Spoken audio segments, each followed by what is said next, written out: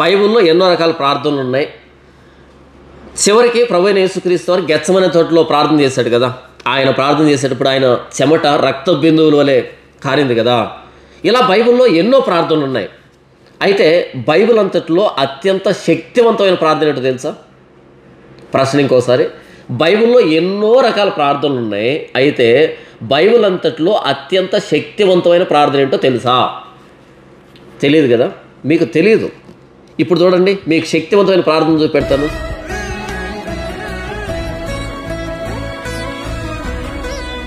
ఇది శక్తివంతమైన ప్రార్థన అంటే. గోనె పట్టు కట్టుకొని తల మీద బూడిద పోసుకొని చేసేటువంటి ప్రార్థన శక్తివంతమైన ప్రార్థన. ఈ బూడిద తెలివితేటలు అందరికీ రావు. ఇంతకీ ఈ బూడిదలో కూర్చొని ఉన్నటువంటి ఈ బూడిద గుమ్మడికాయ ఎవరో తెలుసా?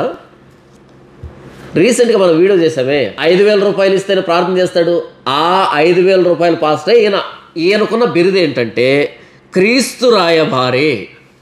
ఎవరిచ్చారన్న ఈ బిరుదు అంటారేమో. ఎవరిచ్చేదేంటి? మనమే పెట్టుకుంటాం. ఆస్కార్ అవార్డు రాకపోతే భాస్కర్ అవార్డు తెచ్చుకుంటున్నారు కదా. కాబట్టి భాస్కర్ అవార్డు లాగా క్రీస్తు రాయబారి గారు, ఈ క్రీస్తు రాయబారి గారు చేసినటువంటి ఈ బూడిద ప్రార్థన ఏంటో ఒక్కసారి మీరు చూడండి. చూసేటప్పుడు ఇందులో మైక్రో డీటెయిల్స్ ఎలా ఉన్నాయి వీటిని గమనిస్తూ చూడండి. నేను మరలా ప్రశ్నిస్తాను, మీరు సమాధానం చెప్పాలి. ఓకే?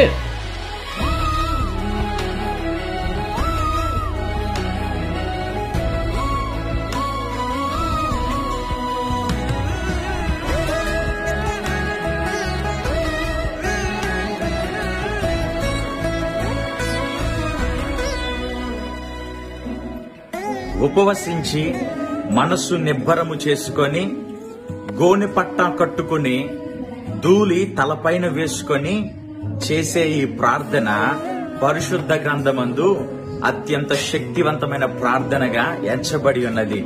ఈ ప్రార్థన దేవుని ప్రజల క్షేమము కొరకు నాటి దినములలో ప్రవక్తలు చేయగా నేటి కాలపు కన్నిటి ప్రవక్త దైవజనులు క్రీస్తు రాయబారి గారు అదే రీతిలో దేవుని దగ్గర అంగలార్పు ప్రార్థనలు చేయడం జరిగింది.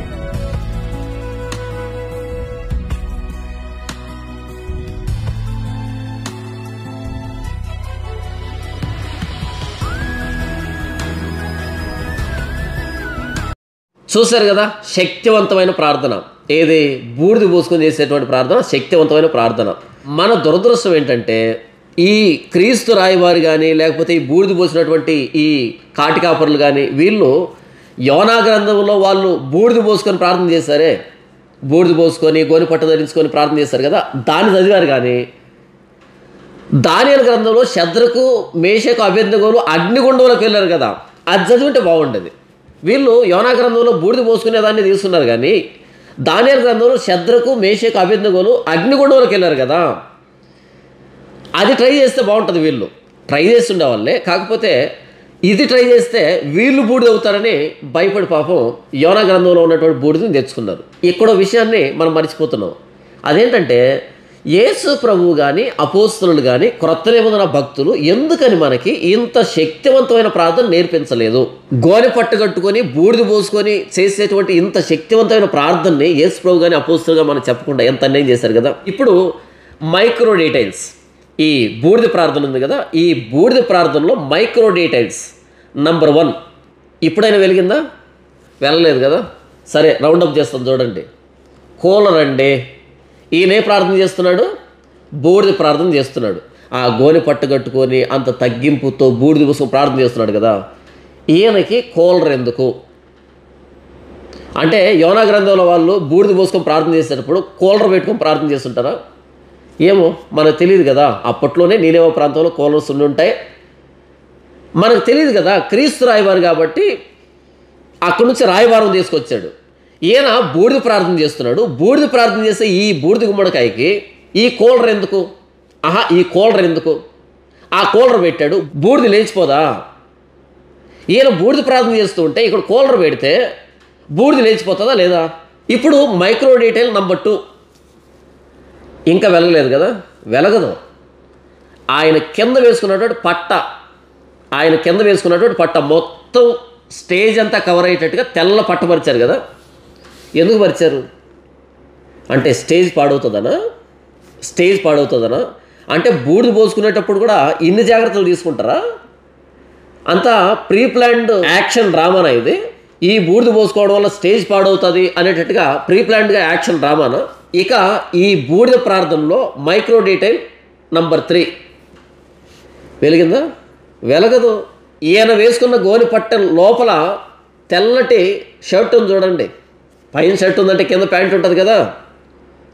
ఈయన గోని పట్టు కట్టుకున్నాను అని చెప్తున్నాడు కదా. అంటే నినివే ప్రాంతంలో వాళ్ళు కూడా లోపల డ్రెస్ వేసుకొని దానిపైన గోని పట్టేసుకొని ఉంటారా? గోని పట్టు ఎందుకు కట్టుకుంటారు? గోని పట్ట అన్నది అసౌకర్యంగా ఉంటుంది. గోని పట్టు అన్నది అసౌకర్యంగా దురద పెడుతూ ఇబ్బందిగా ఉంటుంది. గోని పట్టు కట్టుకున్నామంటే అంత తగ్గించుకున్నామని, అంత అసౌకర్యానికి లోనవుతున్నామని కదా. కానీ మన బూడిద గుమ్మడికాయ లోపల డ్రెస్ వేసుకొని పైన గోని పట్ట వేసుకున్నాడు. అంటే గోని పట్ట అసౌకర్యం ఈ క్రీస్తు రాయి వారికి నచ్చనట్లే కదా. అంటే ఇది డ్రామానా? ఇప్పుడు మైక్రో డీటెయిల్ నంబర్ 4, మన బూడిద ప్రార్థనలో మైక్రో డీటెయిల్ నంబర్ 4 వెలిగిందా? వెలగదు. రౌండప్ చేస్తాం చూడండి. అయ్యగారి చేతికి ఉంగరం, బంగారు ఉంగరం. ఈ వేలుకున్నటువంటి బంగారం ఎన్ని తులాలు ఉంటుంది చెప్పండి? అంటే ఈ తగ్గింపు స్వభావం కలిగినటువంటి గోనెపట్ట ధరించినటువంటి బూడిద వేసుకొని ప్రార్థన చేస్తున్నటువంటి ఇంత తగ్గింపు క్రీస్తు రాయి వారి చేతికి బంగారు ఉంగరం. ఏది? ఈ తగ్గింపు ప్రార్థనలో బంగారు ఉంగరం తీయడం మరిచిపోయాడా? ఇంతకీ ఈ బంగారం ఎన్ని తులాలు ఉంటుంది? నా అంచనా అయితే 6 తులాలు 7 తులాలు. మరి అంతే కదండి. క్రీస్తు దగ్గర నుంచి రాయవారు అన్నప్పుడు రిచ్గానే ఉంటాడు కదా. అంటే స్క్రిప్ట్ సరిగ్గా చదవలేదా? ఆ డ్రామా సరిగ్గా ఊహించలేకపోయాడా? ఆ ఉంగరం తీసుంటే బాగుండేది కదా. తగ్గింపు అంటే ఈ ఉంగరాలు, హారాలు ఇవన్నీ పక్కన పెట్టాలి కదా. ఇంత తగ్గింపులోనే ఇన్ని తులాల బంగారు ఉందంటే మరి బూడిద గోనెపట్ట లేనప్పుడు మనోడు ఏమేమి వేసుకుంటాడు? ఈ బూడిద ప్రార్థనలో మైక్రో డీటెయిల్ నంబర్ 5 ఏమైనా వెలిగిందా? వెలగలేదు కదా. వెలగదు. మన అయ్యగారి నెత్తి మీద బూడిద పోస్తూ ఉన్నప్పుడు ఆయన చుట్టూ కెమెరా తిరుగుతూ ఉంది. అంటే 360 డిగ్రీస్లో ఈ డ్రామానంతటిని కెమెరాలో క్యాప్చర్ చేస్తున్నారు. అంటే నినివే ప్రజలు కూడా వాళ్ళు ఈ బూడిద వేసుకొని ప్రార్థన చేసేటప్పుడు కెమెరా ఎదురుగా ప్రార్థన చేస్తారా? 360 డిగ్రీస్లో ఇలా కెమెరా తిప్పుతూ, డ్రోన్ కెమెరాలు తిప్పుతూ ప్రార్థన చేశారా? ఏమో మన క్రీస్తు రాయి వారికి తెలియంది మనకేం తెలియదు చెప్పండి అంటే నేనేం చేయలేను. ఈ బూడిద ప్రార్థనలోనే మైక్రో డీటెయిల్ నంబర్ 6 వెలిగిందా? వెలగలేదు కదా. వెలగదు. ఎదురుగా ఉన్నటువంటి ఆడియన్స్ ఉన్నారే, గొర్రెలు, కొండ గొర్రెలు ఉన్నాయి కదా. కొండ గొర్రెలు, ఈ కొండ గొర్రెలు ఎవరి నెత్తి మీద బూడిద లేదు. ఓన్లీ ఈ తోడేల మీదనే బూడిద ఉంది. ఈ పోసే వాళ్ళు కూడా మొత్తం ఈయన మీద పోసారు, కానీ వీళ్ళ నెత్తి మీద పోసుకోలే, అంతా ఈయన మీద పోసారు. అంటే నినివే ప్రజలు ఒక్కడు తల మీద బూడిద పోసుకుంటే మిగిలిన వాళ్ళంతా ప్రేక్షక పాత్ర వహించారా? కెమెరాలు పట్టుకొని, సెల్ ఫోన్లు పట్టుకొని దాన్ని రికార్డింగ్ చేస్తూ ఇలా ఉన్నారా? ఇప్పుడు గోనె పట్టు కట్టుకొని బూడిద వేసుకొని ప్రార్థన చేశారు అంటే నినివే ప్రజలు దాసుడు మొదలుకొని రాజు వరకు ప్రతి ఒక్కరూ తల మీద బూడిద పోసుకున్నారు, గోనె పట్టు ధరించుకున్నారు. చివరికి పశువులు కూడా గోనె పట్టు ధరించాయి కదా, ఉపవాసం ఉన్నాయి కదా. కానీ ఇక్కడ మాత్రం మన బూడిద గుమ్మడికాయ అయినటువంటి క్రీస్తు రాయి వారి గారు మాత్రమే తల మీద బూడిద పోయించుకున్నాడు. చివరికి పోసేవాళ్ళు కూడా కనీసం నెత్తి మీద ఫార్మాలిటీకైనా అలా చల్లుకోలే. ఎదురుగా ఉన్నటువంటి ప్రేక్షకులంతా మొబైల్స్ పట్టుకొని, కెమెరాలు పట్టుకొని అందరూ ప్రేక్షక పాత్ర వహిస్తున్నారు. ఇదేనా బైబిల్లో బూడిద వేసుకొని చేసినటువంటి ప్రార్థన? ఈయన వేదిక మీద బూడిద వేసుకొని చేసే పర్ఫార్మెన్సే ఓ రేంజ్ అనుకుంటే, ఈ బూడిద ప్రార్థనని వర్ణించడానికి, ఈ బూడిద ప్రార్థనకి ఎలివేషన్ ఇవ్వడానికి ఇంకో బూడిద గుమ్మడికాయ సీన్లోకి వస్తుంది. మరి ఈ బూడిద గుమ్మడికాయ ఎవరో నాకు తెలియదు, కానీ ఈయన ఇచ్చేటువంటి ఆ ఎలివేషన్ చూడండి. ఉపవసించి మనస్సు నిబ్బరము చేసుకొని గోనె పట్టా కట్టుకుని ధూళి తలపైన వేసుకొని చేసే ఈ ప్రార్థన పరిశుద్ధ గ్రంథమందు అత్యంత శక్తివంతమైన ప్రార్థనగా ఎంచబడి ఉన్నది. ఏంటంట? ఉపవాసం ఉండి గోనె పట్టు కట్టుకొని తల మీద ధూళి వేసుకొని చేసే ప్రార్థన పరిశుద్ధ గ్రంథంలో అత్యంత శక్తివంతమైన ప్రార్థనగా ఎంచబడిందంట. మరి యేసు ప్రభువు గెత్సెమనే తోటలో చేసిన ప్రార్థన ఏ ప్రార్థన? శక్తి లేని ప్రార్థన, పనికిరాని ప్రార్థన. మరి అపోస్తలుడైన పౌలు ముమ్మారు ఈ ముళ్ళు తీసివేయమని చేసిన ప్రార్థన శక్తి లేని ప్రార్థన. పరిశుద్ధ గ్రంథంలోనంట తల మీద ధూళి వేసుకొని చేసేటువంటి ఈ ప్రార్థన, గోని పట్టు కట్టుకొని ఉపవాసం ఉండి, ఇది శక్తివంతమైన ప్రార్థనగా పరిగణించబడిందంట. ఎక్కడ పరిగణించబడింది స్వామి అంటే? మిగిలినటువంటి ప్రార్థనలన్నీ వేస్టేనా? మిగిలినటువంటి ప్రార్థనలన్నీ పనికిరావా? ఇది శక్తివంతమైందా? అలా బైబిల్ చెప్పిందా? ఈ ప్రార్థన దేవుని ప్రజల క్షేమము కొరకు నాటి దినములలో ప్రవక్తలు చేయగా, నేటి కాలపు కన్నిటి ప్రవక్త దైవజనులు క్రీస్తు రాయబారి గారు ఈ ప్రార్థన అంట నాటి కాలంలో దేవుని సేవకులు చేశారంట, ప్రవక్తలు చేశారంట. ఏ ప్రవక్తలు? బైబిల్లో తల మీద బూడిద వేసుకొని గోనె పట్టు కట్టుకొని ఎంతమంది ప్రవక్తలు ప్రార్థన చేశారు. ఆ ప్రార్థన అంట ఈ కాలంలో మన కన్నీటి ప్రవక్త, ఏ ప్రవక్త అంట? కన్నీటి ప్రవక్త మన క్రీస్తు రాయబారి గారు చేస్తున్నారంట. ఏది? ప్రజల క్షేమం కోసం. గతంలో 5,000 ఇస్తే ప్రార్థన చేస్తా అన్నాడు కదా, ఆ ప్రార్థన కవర్లో 5,000 పెట్టేవాళ్ళన్నాడు కదా, అది కూడా ప్రజల క్షేమం కోసమే. 5,000 కూడా? లేకపోతే కన్నీళ్ళు తుడుచుకోవడానికి పేపర్లు సరిపోక కరెన్సీ తీసుకుంటున్నాడా? మన కన్నీటి ప్రవక్త అన్నాడు. మరి ఎన్ని కన్నీళ్ళు గారుస్తున్నాడో అన్ని కన్నీళ్ళు తుడుచుకోవడానికి టిష్యూ పేపర్లు అయిపోయి ఈ కరెన్సీతో తుడుచుకోవడానికి ఏమైనా 5,000 రూపాయలు అడిగాడా ఒక్కొక్కరిని ప్రార్థన కోసమని? కన్నీటి ప్రవక్త అంట. ఎవరిచ్చారా ఈ టైటిల్ మీకు? ఎవరో ఇవ్వడం ఏంటి? భాస్కర్ అవార్డు లాగా మేమే పెట్టుకున్నాం అంటే నేనేం చేయలేను. నాటి దినములలో ప్రవక్తలు చేయగా, నేటి కాలపు కన్నిటి ప్రవక్త దైవజనులు క్రీస్తు రాయబారి గారు అదే రీతిలో దేవుని దగ్గర అంగలార్పు ప్రార్థనలు చేయడం జరిగింది. విన్నారా ఈ విడ్డోరు? దేవుని దగ్గర అంగలార్పు ప్రార్థన చేశాడంట. ఎవరు? మన కన్నీటి ప్రవక్త క్రీస్తు రాయబారి గారు దేవుని దగ్గర అంగలార్పు ప్రార్థన చేశాడంట. ఇంతకు అంగలార్పు అంటే ఏంటి? చుట్టుపక్కల 10-15 కెమెరాలు పెట్టుకొని ఆ వేదిక మీద తెల్లటి పట్ట వేసుకొని కొంచెం బూడిద కూడా కింద పడకుండా, పక్కన స్టేజ్ పాడు కాకుండా, ఈయనకి ఏమాత్రం చెమట పట్టకుండా, వేడి తగలకుండా ఒక కూలర్ పెట్టుకొని ఎదురుగా వందలాది మంది ప్రేక్షకులాగా చూస్తూ ఉంటే అక్కడ డ్రామా ప్లే చేయడం అన్నది అంగలార్పు ప్రార్థన. అంగలార్పు ప్రార్థన. ఇప్పుడు చూడండి, ఇంకో మైక్రో డీటెయిల్ చూపెడతాను. వెలిగిందా? వెళ్ళలేదు కదా. ఈయన మైకులో ప్రార్థన చేస్తున్నాడు. అంటే బైబిల్లో అంగలార్పు ప్రార్థన మైకులో చేశారా?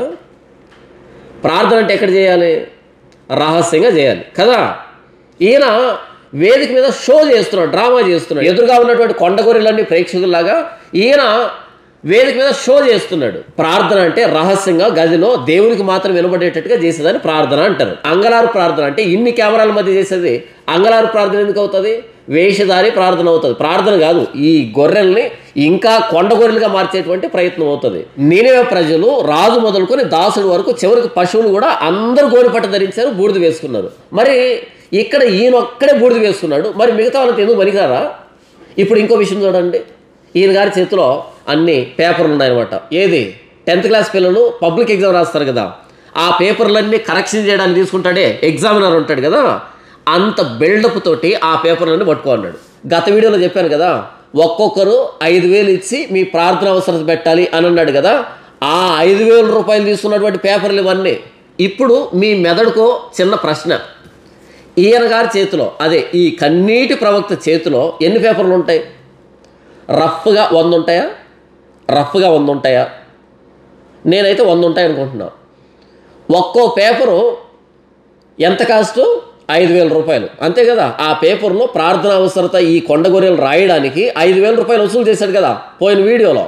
ఈ కన్నీటి ప్రవక్త అంగలార్పు ప్రార్థన చేసేటువంటి ఈ బూడిద గుమ్మడికాయ 5,000 అందరి దగ్గర వసూలు చేశాడు కదా. ఇప్పుడు ఎంత లేదన్న ఆయన చేతిలో 100 పేపర్లు ఉంటే ఒక్కో పేపర్ 5,000 అయితే 100 × 5,000 వేయండి, 5 లక్షలు వస్తుందా?